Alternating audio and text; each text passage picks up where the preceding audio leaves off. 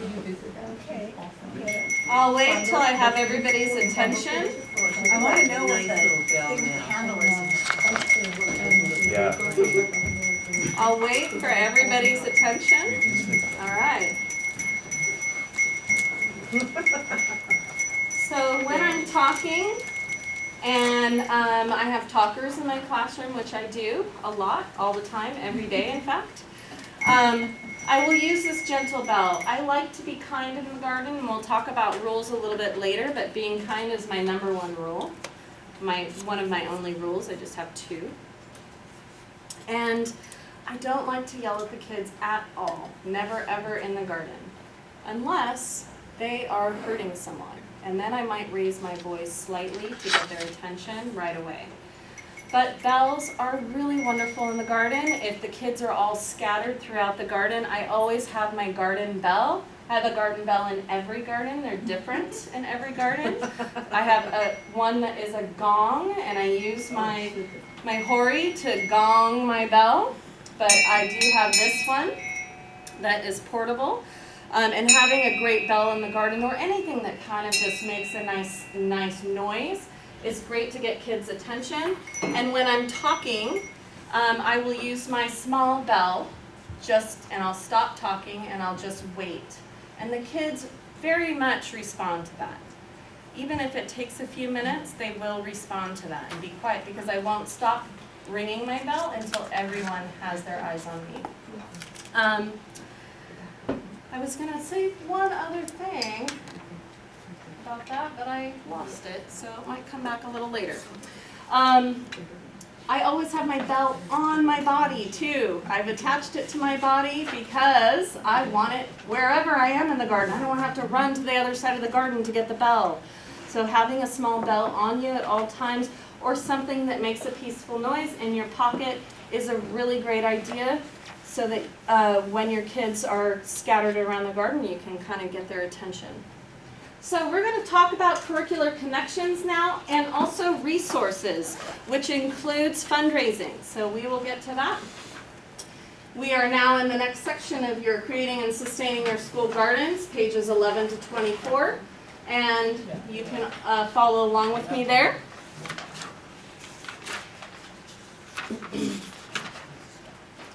This is a great little map included in this manual that kind of just shows that we can teach anything in the garden. We can incorporate all studies, all aspects of life in the garden, and it is so true. We've got physical education, of course, health, science, huge part of the garden, social studies. There is so much history to teach about plants and people that are involved with plants. You've got so much history. Language arts, spelling in the garden, writing in the garden. Kids love just being in the garden and doing their English homework or their math homework and not gardening. Just having an outdoor space for kids to sit and do classroom work is important. What else do we have here? Music, math, and of course we will really get into art with our gardens, because that's a great place to kind of display children's art. What core subjects are taught in school gardens? Of course, the number one is science. Next is language arts, math, and history. We do math a lot in the garden, a lot. Just yesterday, we were talking, today is Saturday, just Thursday, we were talking about seed spacing, and I gave all the students a piece of toilet paper. We measured the toilet paper and found that each piece of toilet paper was a 4x4 square, and I decided, well, let's add 4 more squares in there. Now how big is your square? It's 8x8. Well, let's add another row, okay? So now we've got 3 times 4. What's 3 times 4? Does anybody know that answer? Oh, well, you guys are second graders and haven't started multiplication. So what's 3 plus 3 plus 3 plus 3? What's 4 plus 4 plus 4 plus 4? And then measuring out. We do a lot of math all the time. Quartering, or even when I'm quartering the Oranges. We're sitting there quartering the oranges, and I cut the orange in half, and now we've got one half of the orange, the other half. This makes one whole. Okay? You can incorporate math all over the garden. Just think about it. Think about it a little bit, and think about how you can incorporate these other things into your garden. We also teach a lot of non-core subjects in school gardens, nutrition being the absolute number one. We talk about how food is good for you, what vitamins they have in them, what times of the year they're ready to harvest, like our oranges, and why. And are the plants taking care of us? You know, these are all things that we can think about. Environmental studies, that's just a plethora of information. Plastic, you know, all kinds of, you know, food waste, garbage.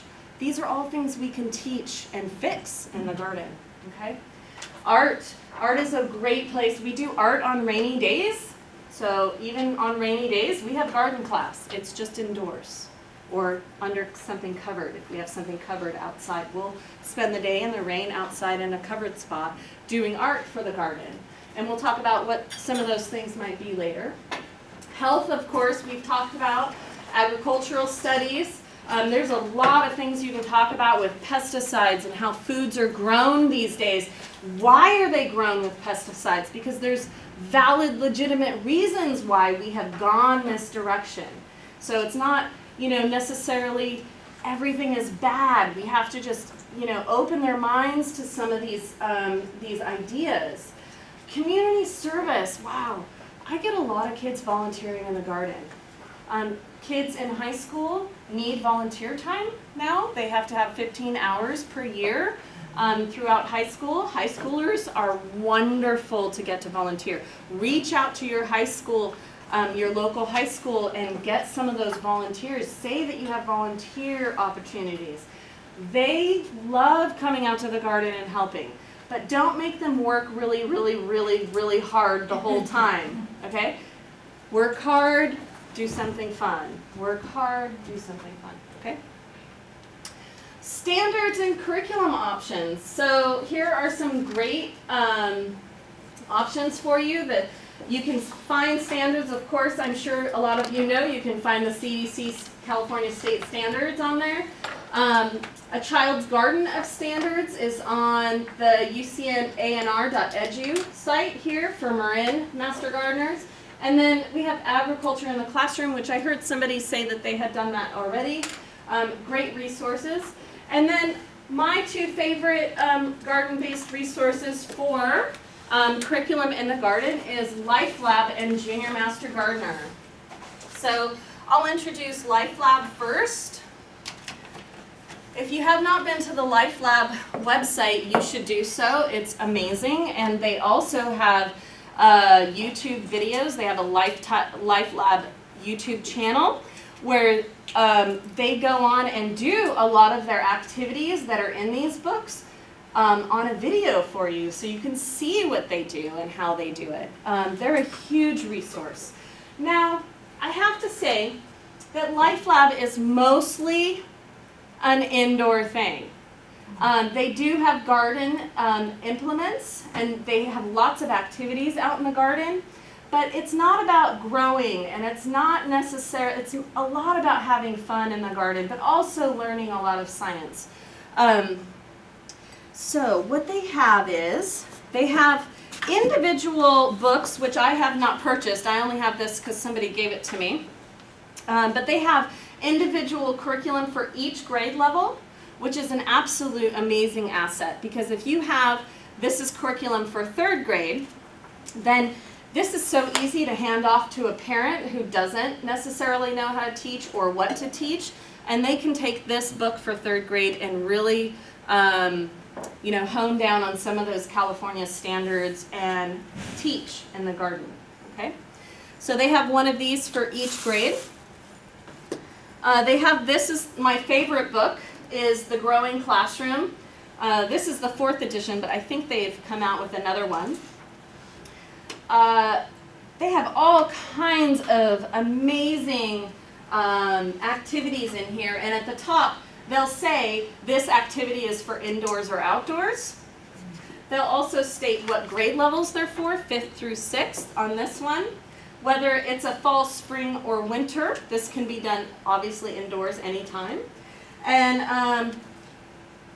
the other thing I want to say about LifeLab is that it's really just a K through 6 curriculum. It's not for middle school, it's not for high school. Although, you can definitely teach middle school and high schoolers this stuff. Just kind of bring it up a little bit, not so kiddie, and you can make some changes to that. John Fisher and Whitney Cohen, who are currently working at LifeLab, you can go and take a LifeLab class there and meet them. They're wonderful. They co-wrote this book together, and it's amazing. It's all these projects about kids in the garden. Here's some bean babies, inside out seeds, seedy socks. They have kids walk around with their socks on to see what seeds might stick to their socks. Yeah, really fun. Like, yeah, I'm sure the parents really love us when the kids get home. Let's see. Oh, here's something on testing your soil, which we'll talk about a little bit later. Let's see, what else? Just all kinds of really great information. I will have these on the table so at break time you guys can look at these books here. Super reasonable too. I think each grade level book is $80, but the main book that's thick, that growing book, I think is only like $40 or something. It's reasonable to purchase. They also have lots of other stuff. If you go take any classes, you can get this stuff for free. But Pondering Plants, this is a 1st grade science exploration. This one is a 3rd grade, Garden Pollinators. Oh, that was my workshop, sorry. Oh, that's my workshop too. Create from Waste, a great book if you want to learn how to do that with the kids. Creating, and here's this workshop, some more information on this workshop that I'm doing right now. 4th grade science exploration for garden habitats. This is a great thing to do in your garden, especially because it's going to be organic. You need to create an ecosystem, which we'll talk about later. Soil stories for 2nd grade, okay? So lots of information here that you guys can look through. Everything's very easy, step by step. They give you all the information that you need on supplies and what might occur in the classroom, questions to ask the kids, and so forth. And this is all LifeLab? This is all LifeLab. Yeah, all that stuff that I showed you was from LifeLab. Next, I'm going to show you Junior Master Gardener. This is what I teach in the gardens. I do use LifeLab too sometimes. Just depends on what we're doing. But I use Junior Master Gardener because Junior Master Gardener has a yearly Golden Raise certificate that you can give to students, which parents really like. So yes. What grade level is Junior Master Gardener? So Junior Master Gardener specifically has grades all the way through elementary. Then they have a program for the middle schoolers. But what I have done is I've actually taken the elementary. It has 8 sections, and I've split that up through K through 8. So I teach their elementary all the way through 8th grade. And I'm able to split each chapter into a grade level. And that's how I've done it for my classes. Junior Master Gardener has a great, it's a lot smaller than this, but I have cut it up and created my own manual. So this is what their stuff looks like. Here, actually, I'll just pull it out for you. This is on, this particular activity specifically is on insects and what insects are. And so I've taken their information here and blown it up because I don't take this stuff out to the garden, I take these out to the garden. I laminate what I need to teach them so it doesn't get ruined. I can use it over and over again. I can, if there's a whiteboard in the garden, which we do have in some, I can post them up pretty easily just with a piece of tape. So I have added to this curriculum so that I can teach more to the kids. And so this is our insect activity that we do. You know, kids really dig this stuff. They want to see stuff up close. They want to use a microscope. They want to know details. So this is just talking about insect eyes and what kind of eyes they might have. And of course I showed them, I think this is a bee or a wasp or something that has his regular eyes and his compound eyes here in the middle. And then we talk about, then I put up a whole bunch of pictures of insects, and I talk about, is this an insect? Is this an insect? So that I know they've figured it out, okay? So I've gone online and just gotten photos of different things to make it fun. So with Junior Master Gardener, you can expand on what they've done. And since this is an insect thing, and we chat for about 10-15 minutes about the actual activity, but then we go do something in the garden for insects. Like maybe we'll create an insect habitat, or we'll go find insects. How many insects can we find? How many different insects can we find? So I always add an activity out in the garden with Junior Master Gardener. They won't tell you what to do in the garden, but you'll start figuring it out. Once you start getting into the garden, you'll start figuring this stuff out. So Junior Master Gardener is great. The kids don't necessarily care about the certificates every year, but the parents do, and the teachers do, and administration really likes to see that, that they're learning something specific. So I'll tell you what chapters are in here and what kids will learn for Junior Master Gardener and what I teach. And what I did was I figured out, you know, what do students learn in second grade and how can I, you know, attach this. So for second grade, well, first of all, kindergartners and first graders are out in the garden having fun, planting, learning how to behave in the garden, learning how to use tools. I'm really not educating them with this. I'm educating them with life skills in the garden.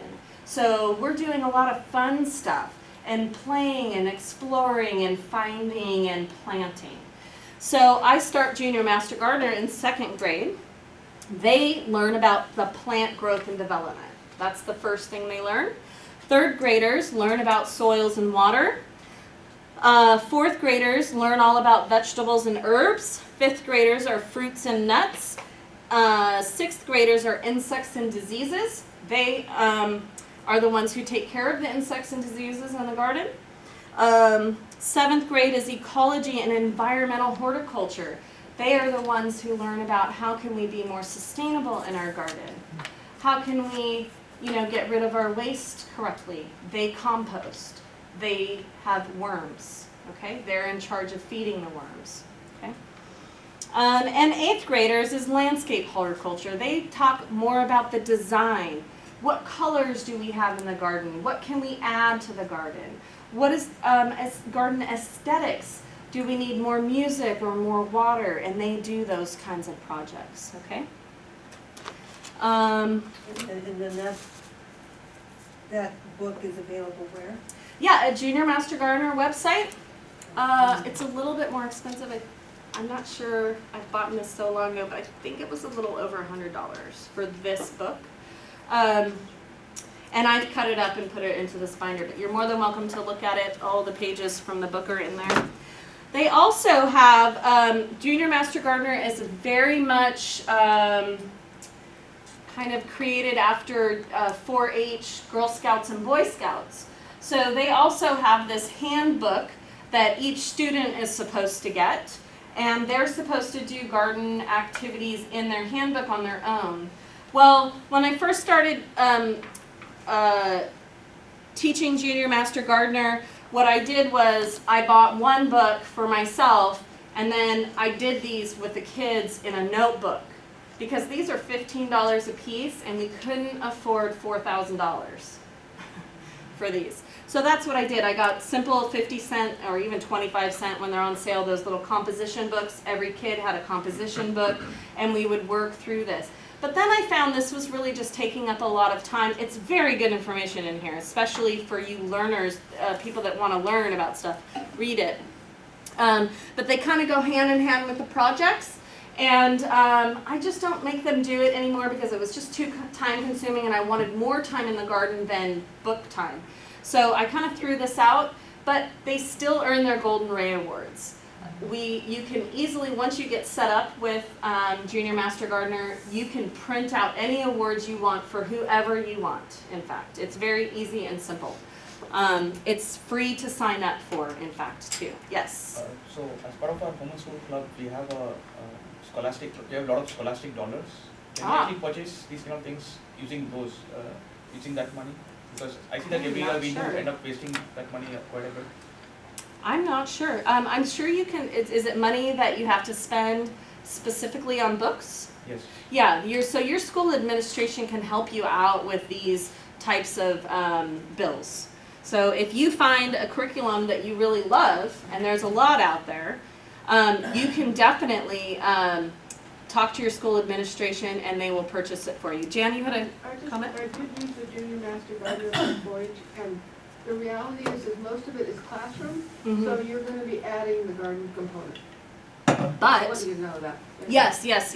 You will add the garden component, but each thing, for example, there is a hamburger activity where we sit down with the kids and we talk about what plants are in a hamburger. Can you guys tell me what plants are in a hamburger or might be in a hamburger?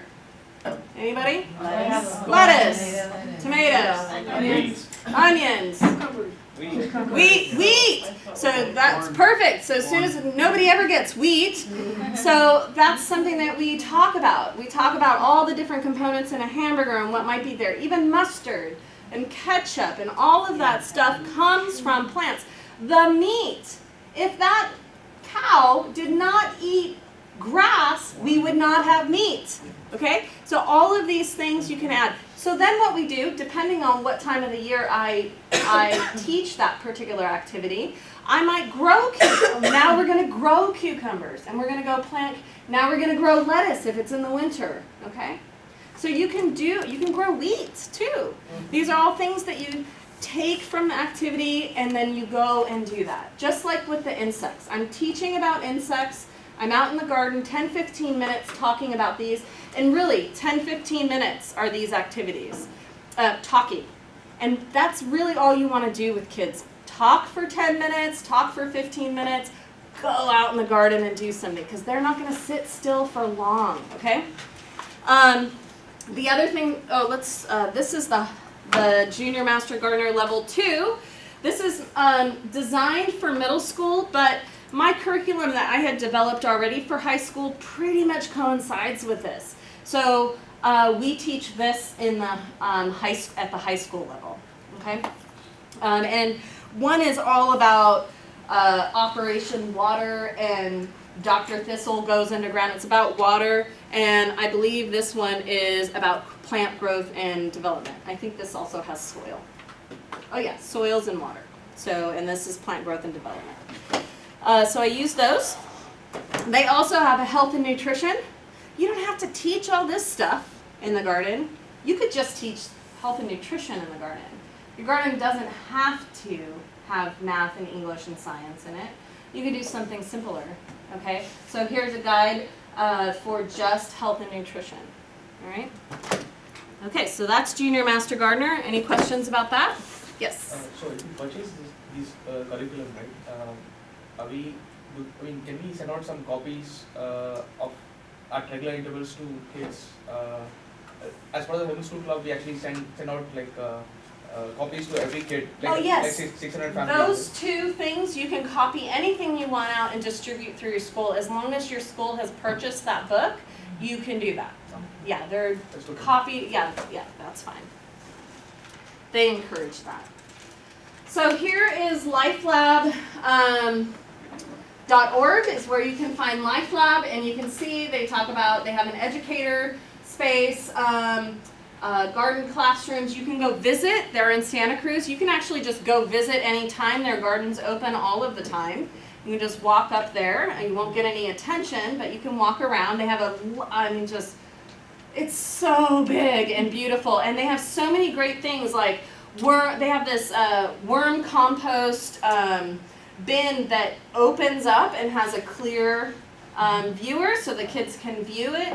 They've got compost bins there. They've got a kitchen there. They've got everything that you could possibly want for a garden, including outdoor covered space, there. So if you want to get really great ideas, take a little field trip over to Santa Cruz and check that garden out. It is amazing. They also have classes. They have amazing classes. In fact, I've learned almost most of my information that I'm telling you about from LifeLab. They're expensive. They're $200, sometimes $300, but if you're a teacher, sometimes you can get teacher educator discounts. I'm actually going to take 2 classes at LifeLab this year because I'm continually learning, and they've changed their outdoor classroom management slightly to something else, so I'm going to go back and take that class again. And they also give you teachers, I'm not sure what they call it, but like education credit. Do you know what that's called? They do, like if you are a teacher and you need that continuing education, they give you that credit, and I think it's, I don't know, $40 more to get that certificate or something, but I don't know how they work it. Oh, and then, excuse me, in LifeLab, we also, on YouTube, there is a whole plethora of YouTube videos that LifeLab has done on all kinds of different things. So they do some of their activities, they have songs that they sing on there to teach you how to sing them, and then there's a lot of informational stuff like what plant markers will work in a garden and what won't. What are the best plant markers? Because that's important, actually. And we'll talk about it. So Junior Master Gardeners, here's their website. They have all kinds of information too on there, and that's their website at the top there. Okay. So let's talk about educational tie-in interviews, and that is on page 15 and 16. This is for teachers or parents who want to have an educational connection to what they're doing in the garden. And so you can kind of go through this and talk about, you know, what's the brief description and how do you integrate this activity into your existing curricula and lessons plans. This is just something for teachers to use to kind of guide them with their curriculum. You can also interview not only a lesson, but a resource too, which is on page 16. So a resource material might be something in a Junior Master Gardener. Okay. All right. Yes. I didn't understand why you use this. I actually personally have never used these, but if a teacher were to want to teach something out in a garden and they wanted to make sure that they were connecting whatever they're teaching to their curriculum that they're teaching inside the classroom. So for example, if they were teaching about worm anatomy in class, they could interview a lesson to make sure that it's going to connect to their curriculum that they're already teaching for that year. So now we're getting into resources, and we're going to start talking about, you know, building your support network.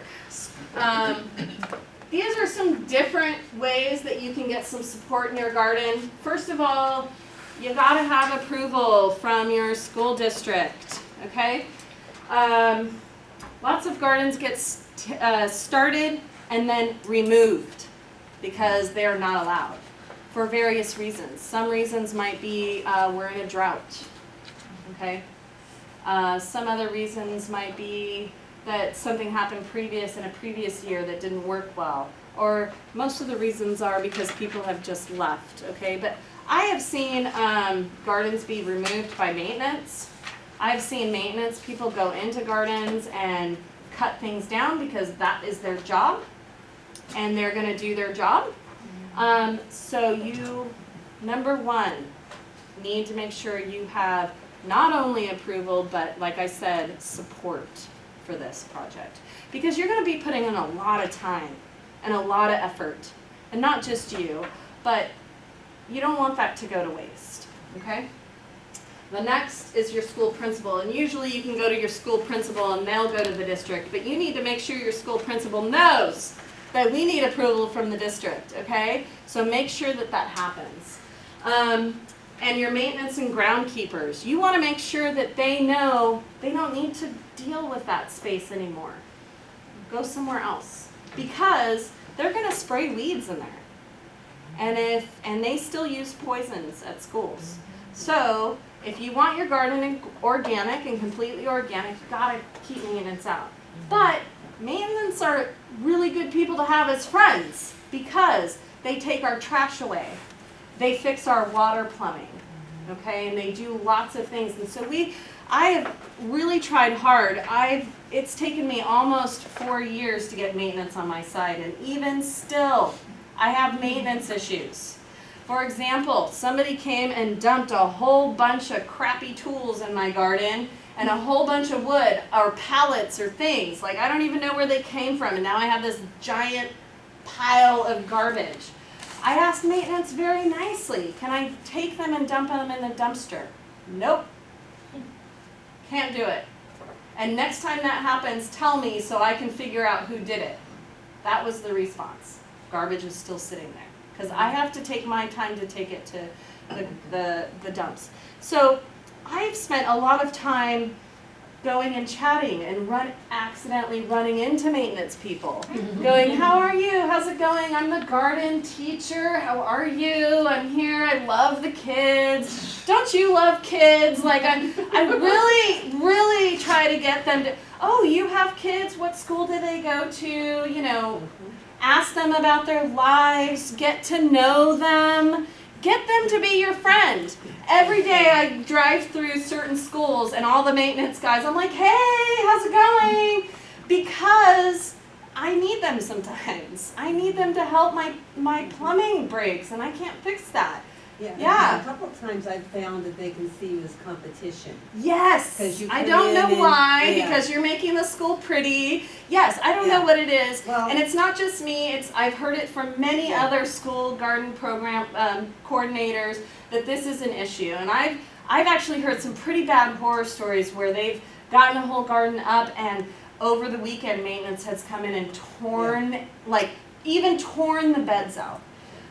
So just make sure, like, for example, pest management.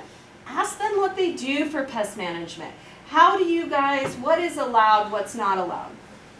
Melanie? Yes. I would just add that in terms of befriending maintenance, like a cup of coffee here and Yeah. there goes a really long Oh, way. they really like beef jerky and smoked almonds and like specialty. Yeah, I have done that. Because I had maintenance come and fix one of my gardens. Almost all of the plumbing was bad, and he actually came in and fixed everything and was so super diligent and nice about it. I went and bought a whole bunch of really good stuff, and then what I do is if I have extra food in the garden, I'll take it to maintenance first, because that's if I have any extra garden. But fava beans are great, you know, at the end of the year. Like, just spoil them rotten. Just make them your friend. Just kill them with kindness, okay?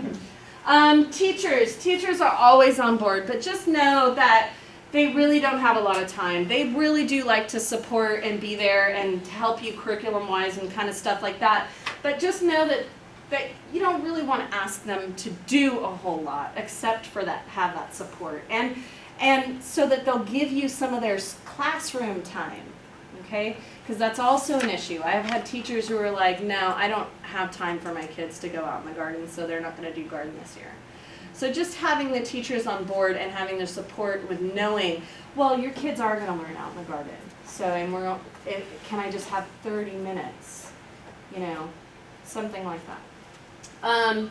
Parents are great. Students are the best people to get involved. Neighbors. Some of the neighbors might stop by and notice how pretty the garden's getting. Ask them if they would like to volunteer. Get them in your school to volunteer. Businesses are a great resource for money or discounts or free gloves or tools or things. So reach out to these businesses. Local farmers are always great. They're really great for giving us transplants. Some of the local farmers that do certain types of plants or certain types of trees, you might be able to get donations from. And youth groups, service organizations, garden groups, us. I mean, we're all here to kind of help move this along. You just kind of have to reach out to these people and ask for help, okay? And now we're going to talk about getting involvement, how to get them in and how to entice these people in. Well, the first thing you want to do is you always want to tie in school events. Every single school event you have, you're going to have a table with your garden information and what you are planning to do and a volunteer sign-up sheet with an email address. And while these people are coming up and saying, what are you doing? What's going on? Ask them questions about themselves. Do you garden? Do you have a garden? Do your kids like to garden? Get to know your volunteers really, really well. I mean, so well. PTA booster meetings. It's a great place to go get funding for your garden. PTA has money a lot of the time. So if you know that you're going to need $1,000 next year to build a shed or to get irrigation installed, and you know that's a big expense, you could go to them the year before and say, hey, can I be a part of your fundraising? Can I help you with whatever you're doing so that the garden can get some money? That's how we started one of our gardens at Boulder Creek Elementary. We decided this is what we wanted to do and this is how much it was going to cost to get things set up, and we went to PTA and the year before and planned ahead, and we got our money. They did it for us because they knew how important it was, and we had to tell them how important it was, but they got it. They got it. Meet with teachers face to face, talk to them, tell them about the garden, tell them when the events are going to be so that they can get their kids excited. Use school bulletins or any websites or Facebook websites to get people involved, okay? The number one way to get people involved that I found that is the best way is face to face. Not a phone call, not an email.